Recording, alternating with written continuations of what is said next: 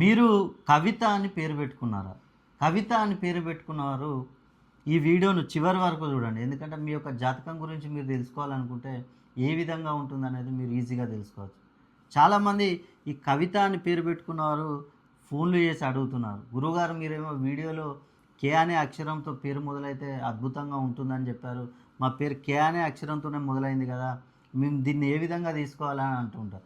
అయితే దానికి కారణం ఏంటంటే కే అనే అక్షరంతో పేరు మొదలైనా కూడా మీ పేరు టీహెచ్ఏ తాతో ఎండ్ అవ్వడం వల్ల మీకు అనేక సమస్యలు వస్తూ ఉంటాయి. కాబట్టి ఇక్కడ అదేవిధంగా కవిత అనే పేరును చాల్దియన్ సిస్టమ్ ప్రకారం ఈ వాల్యూస్ గదులలో వేసుకొని చూసినా కూడా మనకు సమస్యలు ఏ విధంగా ఉన్నాయనేది మనం తెలుసుకోవచ్చు. ఇక్కడ కేకు వాల్యూ తీసుకుంటే 2, 1, 2, 2 అంటే సంతానం, కవితకి సంతానం కలుగుతుంది.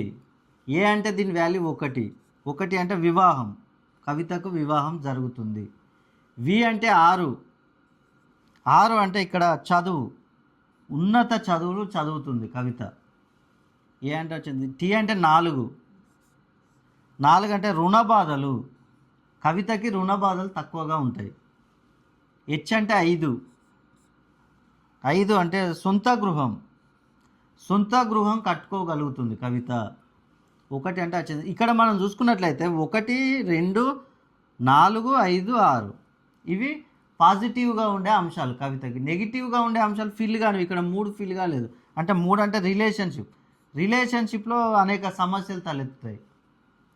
7 అంటే వ్యాపారం, ఏ వ్యాపారం చేసినా కూడా కవితకు నష్టాలు ఎక్కువగా ఉంటాయి.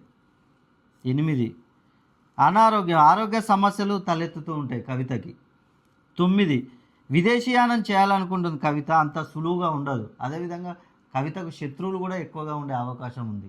ఇప్పుడు కవిత పేరును చూసుకుంటే మనకు మైనస్లు అంటే వ్యతిరేకంగా ఉండే అంశాలు ఈ విధంగా ఉన్నాయి. అదేవిధంగా కవిత పేరులో తానే అక్షరాలతో ఎండవడం వల్ల కూడా ఇలాంటి సమస్యలు వస్తూ ఉంటాయి. కాబట్టి కవిత అని పేరు పెట్టుకొని మీకేమైనా సమస్యలు ఉన్నట్లయితే ఒక్కసారి మీరు మీ యొక్క డేట్ ఆఫ్ బర్త్ను పేరును పంపించండి.